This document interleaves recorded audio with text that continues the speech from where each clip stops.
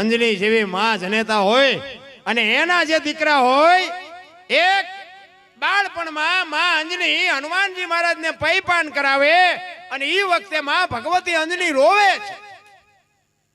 અને હનુમાનજી વિચાર કરે કે દીકરો જન્મ્યા પછી માને ગમે એટલા દુઃખ હોય તો ભૂલી જાય, હું આવ્યા પછી મારી માં રોવે, હું કેવો અભાગ્યો કહેવાય.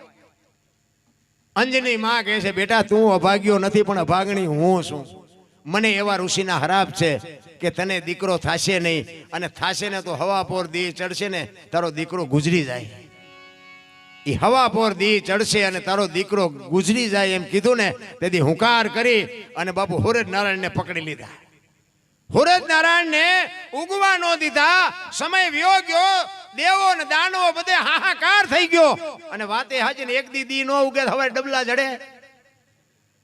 હુરજ નારાયણ ઉગે નહીં એક દી તો થાય શું? બધા વિચાર કરે આજ હુરજ નારાયણ કેમ હુઈ રહ્યા. બધા જોયું હનુમાનજી કેદ કરેલા. હનુમાનજીને કે છોડી દો કે નહીં છોડું. બાપુ જો આ માનું કામ કરવા ગયા હતા એટલે મા બાપનું કામ કરવા જાઓ ને બાપુ જિંદગીમાં કોઈથી ખીલી ખટકો ન થાય આપણી ગેરંટી. નકર હનુમાનજી ની પાસે સૂર્ય રહે જ નહીં, પણ માનું કામ કરવા ગયા હતા સૂર્ય ભગવાન છૂટી ન હોય કે હનુમાનજી પાસે. ઈ કે છોડી દો કે નહીં, મારી માને પેલા શ્રાપમાંથી મુક્ત કરો તો જ છોડું. ઈ કે પણ ઈ તો હવા પર સુધીનો હરાપ હતો, હવે તો રોંઠો થયો, ક્યારના છૂટી ગયા. જન્મતા વેચ જે દીકરા બાપુ માને હરાપમાંથી મુક્ત કરાવે ને એના દુનિયામાં ઇતિહાસ રે રામ. આપણે કોકના ખિસ્સા ફાડી નાખવા બીડીયું હાટું થઈને એના ઇતિહાસ કોઈ દી રહેતા છે. કાંઈક કરવાની જરૂર છે, કાંઈક મહેનત માગે છે. હનુમાનજી લંકાના પટાંગણમાં રામ રાવણનું યુદ્ધ થાય અને મેઘનાથનું બાણ વાગે અને લક્ષ્મણને મૂર્છિત થઈ જાય. અને લક્ષ્મણનું માછું ખોળામાં લઈને અખિલ બ્રહ્માંડનો માલિક રામચંદ્ર પરમાત્મા મોતી જેવા આહુડા ડળાક ડળાક ડળાક જેમ સ્ફટિકની માળા તૂટે અને મોતી જેમ પડે એમ લક્ષ્મણની જટામાંથી ઠેકી ઠેકીને રામના આહુડા નીચે પડે. અને હનુમાનજી પડખે ઉભેલા. અને હનુમાનજીએ કીધું કે રામ તમે રોવો તો હવે આ દુનિયામાં રહેશું. તમે જો આ દુનિયામાં રહો તો હવે રોવે આ દુનિયાનું થાય શું? તમે કયો ઈ કરી પણ આમ રોઈ આપતે. તેથી રામચંદ્ર પરમાત્મા કહે છે કે જો રોવું નહીં તો દુનિયા મારા નામનો કેળો પાડી દે. રામ રોવણ હાર ઈ રોતાને રાજી કરે.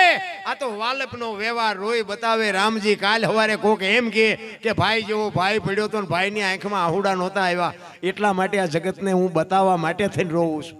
અને તેથી બાબુ વિચાર કરજો કે હનુમાનજી મહારાજ એમ કે સુસેન નામના વૈદ્ય કીધું કે દ્રોણાચલ પર્વત ઉપરથી સંજીવની લઈ આવી અને દીવ ગયા પહેલા આના મોઢામાં ટીપા પાડો ને તો આ બેઠો થાય. અને તેથી બીજી વાર હનુમાનજીએ હુકાર કર્યો ને સંજીવની લઈ આવી અને એના મોઢામાં ટીપા પાડ્યા. તેથી લક્ષ્મણ બેઠો થયો. બાપુ આ હનુમાન એનું જો આટલું કામ કરે ને આપણે અહીંયા આવડું મોટું માંડવો નાખ્યો ને આપણું કામ ન કરે. હું તો એક જ વાત કરું કે સવારમાં એક હનુમાન ચાલીસાનો પાઠ કરજો. પાઠ બાપુ જિંદગીમાં કોઈ દી તાવ નહીં આવે. તમને મોઢે ન આવડે ને તો એક 10 રૂપિયાની ચોપડી મળે છે અને 10 રૂપિયા ન મળે ને તો હું આપીશ, પણ એક હનુમાન ચાલીસાની ચોપડી રાખજો. 10 જ રૂપિયા થાય છે. અને સવારમાં માતાજીને ભગવાનને જીવો દીવો અગરબત્તી કરતા હોય ને એક પાઠ કરજો અને હનુમાનની શું કૃપા છે એ તમને દેખાય. કાંઈ કરવું નથી ને પછી પીડા તમે કહો પીડા છે, શું નડતું છે એ પછી ભૂવા પાસે દાણા જોવું રહે પતે નહીં. દાણા તો અમારે અહીંયા જોવાનું એટલું હાલે છે ને આપણને એમ થાય કે ધંધો આ કરવા જેવો છે, એટલે જોર રહે કાંઈ પતે એવું નથી. જે કરવાનું છે ને એ આપણે કરીને મા બાપની સેવા કરી, એક કુટુંબ પરિવારની એકતા. જો તમે એક સિંહ જેવું જનાવર હોય ને, તમે આમ પાણો લ્યો લાકડું લ્યો ને એટલે સિંહ હોત હાલતો થઈ જાય. કૂતરા બે ચાર હોય ને આપણે વાંકા વળીને પાણો લઈને તો કૂતરા મઢે ભાગવા, પણ મધમાખીનું પોડું હોય અહીંયા એક કાંકરો મારજો. કૂતરા કરતા નાનું છે કે નહીં, સિંહ કરતા નાનું છે ને, પણ એ બટાછટી બોલાવે. શું કામ? એ રાગ છે, બધા હમ્પીન છે, તેમાં તમને ભગાડે. આ કૂતરાને સિંહને છે રાગ નથી, એમાં આપણું કૂતરા જેવું જ છે. આપણા બીજા લાભ લઈ જાય તેમાં. જંગલમાંથી કઠિયારો કુવાડા ટીપાવી નીકળ્યો ને, જંગલના ઝાડવા રોતા હતા. મોટા ઝાડવાએ કીધું એટલે હું કામ રોવો છો? એ કે ઓલો કઠિયારો કુવાડા ટીપાવીને જો ને વહેલો મોડો કે આપણને કાપી નાખશે. મોટા ઝાડવાએ કીધું કે એના તાકાત નથી એની. કઠિયારાની તાકાત નથી ને કુવાડાની તાકાત નથી, પણ મારી પાસે હાથા આપણા હશે. જોજો એ કે હાથા ન થાવ તો કોઈ ન કાપી શકે. નથી લાગતું આપણા કુટુંબમાં કંઈક વિખવાદ હોય ને, ઊંડા ઉતરીને જોજો એકાદો હાથો એકાદો હોય આપણો, નકર કોઈની તાકાત નથી. પછી સમાજ કોઈ બી હોય, કુટુંબ પરિવારની એકતા હોય ને બાપુ, કોઈની તાકાત નથી કે માલિકો માલિપા હાથ નાખી શકે. એ કાળમીટ પાણો હોય અને એને ગમે એટલી મહેનત કરો, સીણી રાખીને ઘણ મારો, એને તિરાડ ન પડે. અને બહુ મહેનત કરીને તિરાડ પાડો ને એ કાળમીટ પાણાને, પછી તિરાડ પડે પછી એમાં માટી ભેગી થાય. એ માટી ભેગી થાય ને અને તિરાડ પડે ને પછી એમાં લાપડું મજા કરે. કાળમીટ પાણા માં લાપડા મજા કરે. એમ કુટુંબમાં તિરાડ પડશે ને તેથી કોક મારા તમારા જેવા લુખે છે ને ઈ માલપા આવીને મજા કરી જાય. એટલા માટે કહું છું કે એકતા છે ને એ જરૂરી છે. ઘરમાં ગમે એટલા આપણા કુટુંબ પરિવારના 2-5 ઘરો હોય ને, એમાં બધા બુદ્ધિશાળી ન હોય ને બધા પૈસા વાળા ન હોય ને બધા આવડત વાળા ન હોય. 3 દીકરા હોય એમાં 2 કામ કરતા હોય ને એકાદો ઉડાડતો હોય તો એટલે ઉડાડવા જ આવ્યો છે, હવે આની યાર બસાય નહીં, આને ઉડાડવા દેવું પડે. તમે ડખા કરો મેળ ન પડે. કહેવાનો મારો મિનિંગ જે છે ને નિભાવી લેવાની વાત છે, અને નિભાવી લો ને એમાં જીવવાની મજા આવશે. અને જેટલું ભગવાને આપ્યું છે એમાં સંતોષ માનો. આપણા ગઢાએ બાપુ સારું લુગડું નથી પહેર્યું, સારું વાહનની તો વાત જ ક્યાં કરે, ટાંટિયા તોડી તોડીને મરી ગયા. હવે આપણે અત્યારે મુંબઈ ને કલકત્તા જઈને આવવું હોય તો સાંજે ઘરે આવતા રહ્યો તોય તમે જોવો તો બધા રોવે જ છે. અમારી પાસે કંઈ નથી, અમારી પાસે કંઈ મરો કંઈ ન હોય તો શું જોવે છે એ નથી ખબર પડતી. અરે કેવડું આમ તમે એક પાસે જાઓ ને તો કે છૂટા ખૂટી રહ્યા ધાબુ ફરવું, બીજા પાસે જાઓ તો કે ડોબું વિયાણું દોવા નથી દેતું, બીજા પાસે જાઓ કે છોકરાને બહુ વેવાય તેડી ગયા મોકલતા નથી, બીજા પાસે કે ચૂંટણીમાં ફોર્મ ભર્યું છે પણ જીતું નક્કી નહીં, બીજા પાસે જાય તો કે પોલીસવાળા કે છોકરાને લઈ ગયા જામીન ચડતા નથી. આપણે એમ તો ખરી આખી દુનિયા રોવે જ છે, આપણે ક્યાં રોવું હે? અરે હરીને મેળવવા એ તો મીરા રોવે, નરસિંહ રોવે, જેઠીરામ રોવે, બાપુ અખિલ બ્રહ્માંડના માલિકને મેળવવા એમ કે માણાનો અવતાર આપ્યો અને આ દુનિયામાં અમે આવ્યા ને જો તારી આભા ન થાય તો અમારો અવતાર ફોગટવ્યો જાય. રામ ઈશ્વરને મેળવવા મહાપુરુષો રોયા. તમને મને કઈ પીડા જ નથી. હાકડીમાં આવી તો હનુમાન ચાલીસા ચાલુ કરવી તો એ હનુમાનને ન ખબર હોય બેટા જિંદગીમાં બોલ્યો નથી તું બોલો સાંભળે. પણ રોજ આપણો રિયાઝ હોય તો એને કોઈક દી એમ દયા આવે કે હારો રોજ મારું ભજન કરે છે તો કાંઈક આપણી ઉપેટ નીકળે. બાકી તમે હાકડીમાં આવો તો એને બધી ખબર જ હોય. કહેવાનો મારો અર્થ એ છે મોજ કરી લેવાનો વારો છે. મને તો એમ થાય કે કાલ મરી જઈશું, સારું સમય ખાય ખા જાય. જેટલું કરાય ને એટલું ભજન કરી લો. અમે તો 8-8 દી સુધી 10-10 દી ખેંચવી. મેં કીધું ખેંચાય ત્યાં સુધી ખેંચી લો. ઘરે હમણાં ગાડીમાં જઈશું ને તો કૂતરું ગોટો વળી જોઈએ એમ વળી જઈશું. પછી હાજે ભાઈ પેટી આવી જાય ત્યાં પાછું મેળ પડી જાય. એટલે આમના હાલે છે, હાલે ગમે એટલાથી મારો રામ જાણે અને સાંભળે છે બધા. અને આ મારા વિડીયા છે ને, વિડીયામાં હું તો એમ કહું મારા વિડીયા તમે જોતા હોય ને તો એમાં હું કોઈ બોલ્યો જ નથી કે આમાં લાઈક કરો ને કોમેન્ટ કરો ને ફલાણું કરો. મને જો કે એમાં ટપા જ નથી પડતા અને હું કોઈને કહેતોય નથી. અને મારી કંઈક હું તો એક જ વાત કરું છું કે મારી વાત હું જે બોલું છું ને એ સારી લાગે ને તો રાખો અને નો સારી લાગે ડિલેટ મારી દો. બસ બીજું કાંઈ જીવનમાં ઉતરે એવું હોય તો ઉતારો, ન ઉતરે પૂરું. બાકી લાઈક બાઈક કોમેન્ટ બોમેન્ટ એ તો ઓલો 1000 હાથવાળો દેતી હતી ભૂખ ભાંગે. તમે 2 હાથવાળા શું મને દેવાના હતા ભલામણ? મારે કોઈની કાંઈ જરૂર નથી. પણ મારી વાત જો મગજમાં ઉતરે ને આમાંથી 2 જણાને મારી વાત ગમે એટલે મને એમ થાય કે મારી રાત સુધરી જાય. બસ બીજો આપણો કોઈ હિસાબ નથી. હું ભજન છે ને મારા માટે કરું છું, કોઈના માટે હું આ ખર્ચો તમે કર્યો છે બાકી ચાર્જિંગ હું કરીને વિયો જાઉં. પણ હું કહેવા મારા દિલથી હું કહું છું કે આજે હું બોલું છું ને કરવા જેવું છે. મા બાપની સેવા કરવા જેવી છે. વ્યસનથી આખું રહેવાની જરૂર છે. ભાઈઓ કુટુંબની મેળ રાખવાની જરૂર. પછી ન રાખોથી તમારી મોજ, પણ રાખી જો. તમને એમ લાગે કે ના બરોબર છે તો કરવાનું, ન બરોબર લાગતું હોય તો આપણે ક્યાં લોન લીધી છે કઈ ભાઈ?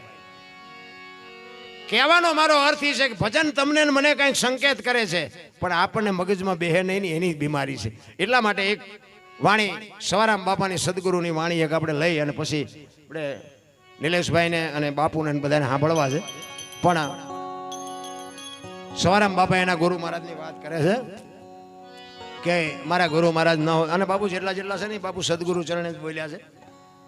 કોઈ બાપુ આમાં બળ બુદ્ધિની વાત જ નથી.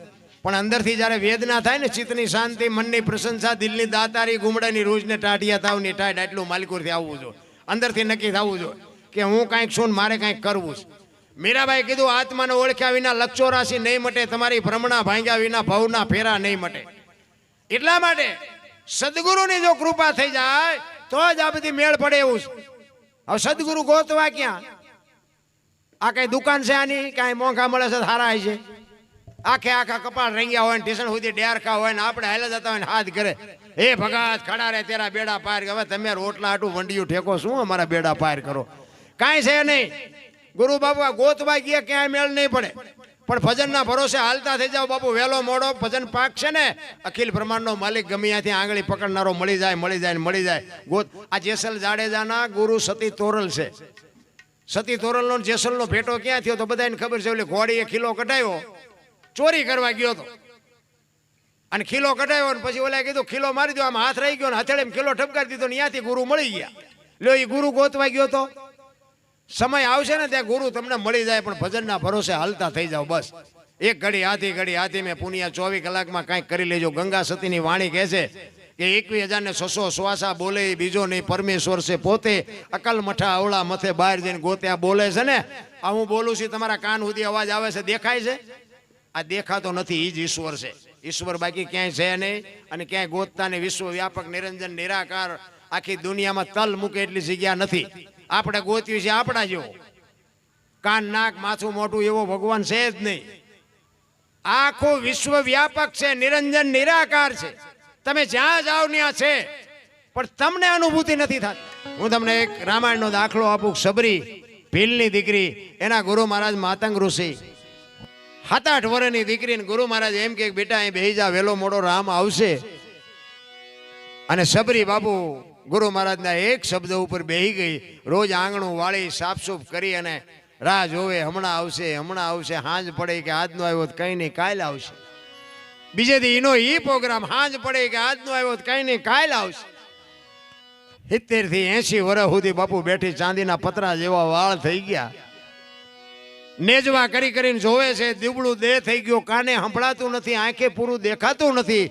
અને વિચાર કરે છે કે મારા ગુરુએ કીધું છે રામ કેદી આવશે, હવે તો મારે જવાનો સમય થઈ ગયો.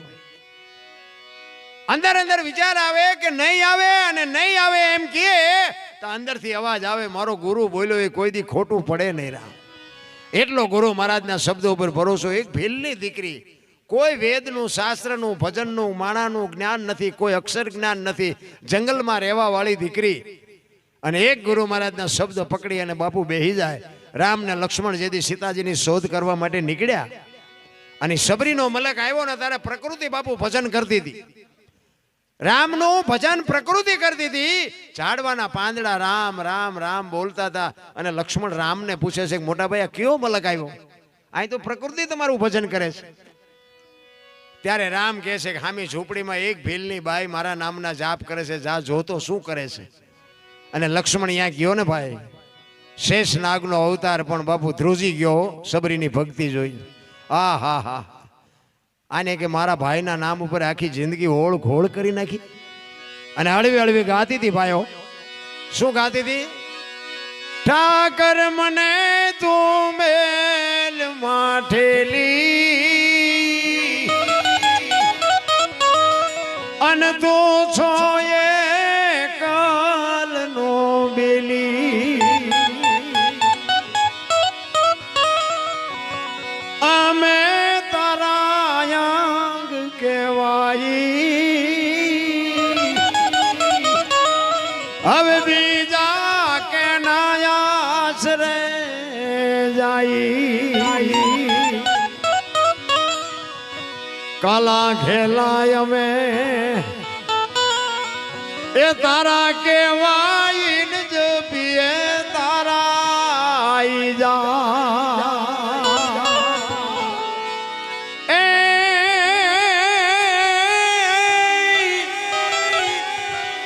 તારી હારે મારે જૂનો નાતો. આપણે બધાને છે પણ આપણે ભૂલી ગયા. તારી હારે મારે જૂનો નાતો, એ બીજે ક્યાં જાવું બાપ ઠાકર. એ ઠાકર ઠાકર મને મેલ માઠેલી અને તું છો એ કાલનો બેલી. અરે ચોથા આંસુએ બાપુ સબરી રડતી રડતી શું એની વેદના છે, શું એની પીડા છે. મધ દરિયામાં એ મારું વાણ પડ્યું છે ને થાય છે આલકનો. તમારા અને મારા સંસારના સાગરમાં બાપુ હોડા બધાયના હાલ્યા જાય છે, પણ મારો નાથ જેને ભેગો હશે ને એના જ કાંઠે ફૂગવાના. બાકી તો કેટલાય ના ઓલા કોરોનામાં ગલોટિયા ખાઈ ગયા, કોઈએ ન બચાવ્યા. મધ દરિયામાં એ મારું વાણ પડ્યું છે ને થાય છે હાલકનો.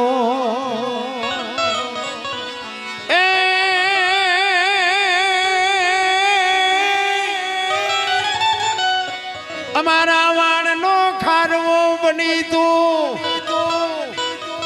એ મારા બાપુ તારજે ભવ પાર ઠાકર મને મેલ માઠેલી તો છો એકલ નો બેલી. સબરીએ ગાયું છે કે નથી ગાયું મને ખબર નથી, પણ આવી કંઈક વેદના હતી સબરીની, આવી કંઈક પીડા હતી ઈશ્વરને મેળવવાની. એમ તમારી અને મારી બાપુ જો વેદના હોય ને પીડા હોય ને તો એ તો બધું સાંભળે છે.